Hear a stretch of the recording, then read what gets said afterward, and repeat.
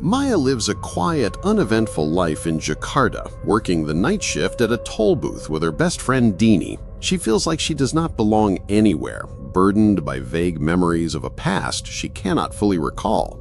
But her world shatters when one night a stranger pulls up at her booth. His face is twisted with desperation and his words are like daggers. He insists she must return to her village, that her family owes a terrible debt. Before Maya can react, he attacks her with a machete, screaming about her bloodline and the horrors it carries. Maya barely survives and the stranger is killed, but his words linger.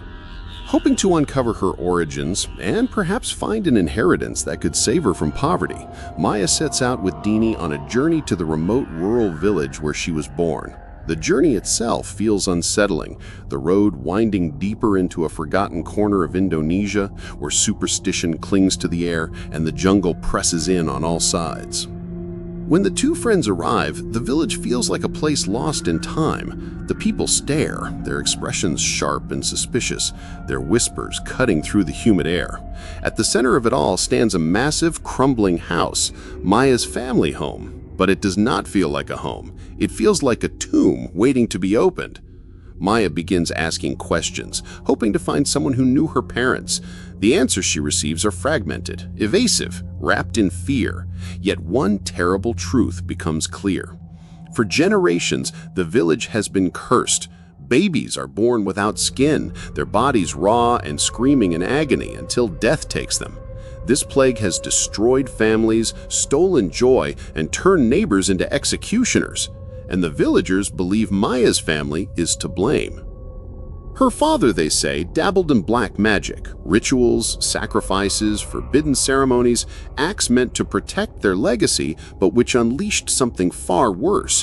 When he was murdered years ago, the curse did not die with him. It spread, clinging to the land and to Maya's bloodline. Now the villagers believe Maya herself is the key to ending their torment. If she dies, perhaps the curse will finally be broken. But Maya's discoveries run deeper still. Her parents' story is one of betrayal, desperation, and cruelty. The curse was born not only from sorcery, but from vengeance. Someone wronged, someone silenced, someone who turned suffering into a legacy of horror. Maya realizes she is not merely a victim wandering into a nightmare. She is the center of it, the living link between a past soaked in blood and a present drowning in fear.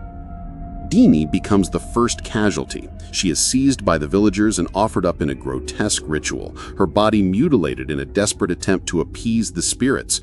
Maya, horrified and heartbroken, becomes their next target. The village shaman, surrounded by chanting and firelight, declares her death will free them all. Dragged to the site of the ritual, Maya faces her family's sins and the weight of history pressing down upon her. But the ritual does not go as planned. Instead of cleansing the village, it tears open old wounds. The curse reveals its true nature, rooted not in one act, but in generations of cruelty, betrayal, and blind obedience. One by one, the villagers fall victim to the very evil they tried to destroy.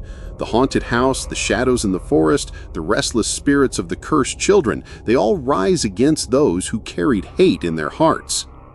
Maya escapes, but not without scars. The inheritance she sought is not wealth, not land, not safety. It is the curse itself, carried in her blood, etched into her fate. She understands now that she cannot escape it. No matter how far she runs, the curse will follow. The village, the house, the horrors, they are all part of her. Impetigore is more than a horror film. It is a dark fairy tale about inheritance, family sins, and the way violence stains generations. Director Joko Anwar crafts a world dripping with atmosphere, villages shrouded in superstition, rituals lit by fire and blood, shadows that feel alive.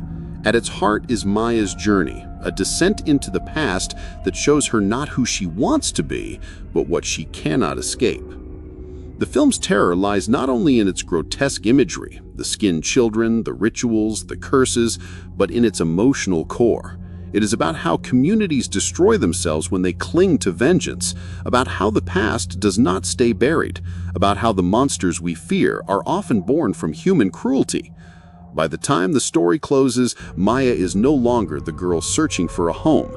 She is a survivor of horror, a woman bound to a legacy that can never be erased.